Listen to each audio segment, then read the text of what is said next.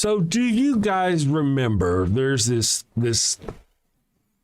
historical time where, well, I guess historical depends on how you look at it, really, but recent history, far away history, anyway, where this guy, really popular among his people, separated his people from other people that he didn't like, and then he incinerated them. He incinerated. Do you remember that guy?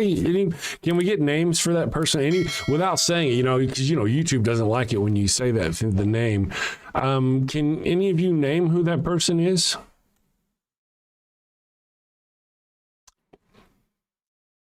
That would be Jesus, wouldn't it?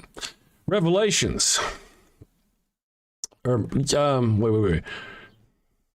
Matthew 13, 41, 42, the Son of Man shall send forth angels, and they shall gather out of his kingdom all things that offend them, and them which do iniquity, and shall cast them into a furnace of fire. There shall be wailing and gnashing of teeth. Matthew 13, 49 talks of angels sent forth to sever the wicked from among the just, and then to cast them in the fire of the furnace. So this is literally talking about essentially what Hitler did, right? How is that any different? How is the return of the Lamb, meek and mild, carrying a sword drenched in blood? How is this any different than the genocide caused by Mussolini, Hitler, all these other wonderful people? According to these people, because I say wonderful people according to these people because Hitler was celebrated by the Catholic Church. His birthday was celebrated by the Catholic Church for 50 years, I think, after his death. Despite the fact that some of the Christians want to claim he was an atheist. So, Count Dooku, I dig it. Good morning, Okami Picaro. Thank you for joining us. I hope I said your name right. If I did not, I will entirely blame my accent. It's the accent's fault. Beard of Empathy, good morning. The Snuggles, I can see why you wouldn't debate. The Snuggles, this is really crazy. Historical stuff. Do you not debate people completely biblical illiterate? Did I not? I mean, I hadn't even said anything at that point. All I said was, I think, the atrocities of Jesus. You're the actual one who believes this stuff, Christians, who the Son of Man, that's what Jesus calls himself. I don't know if you know that or not.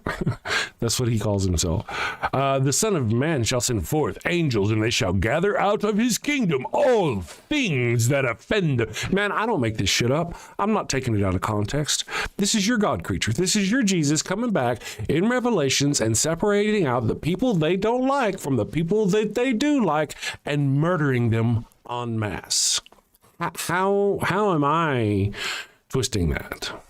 Why don't you please explain? And something about, I can see why you don't debate. Yeah, you can see why I don't debate.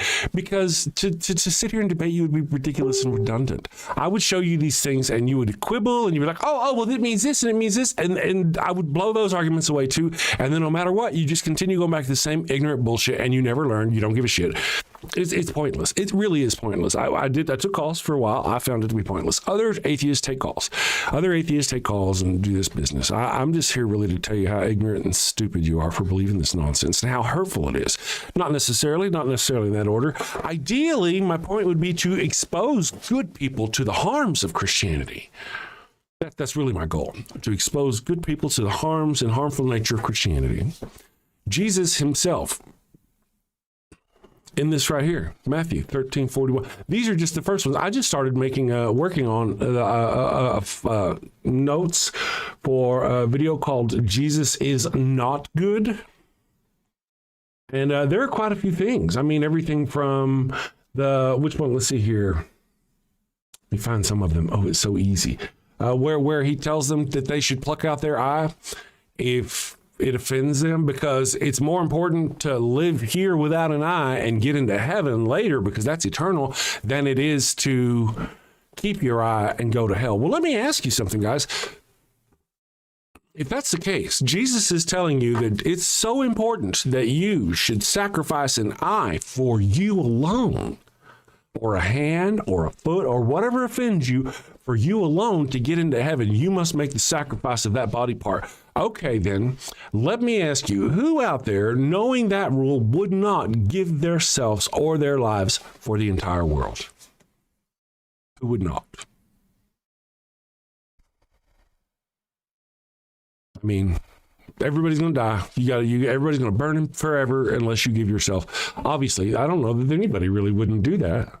Especially if you knew afterwards that you were going to be in heaven and everything was going to be okay. Interesting stuff.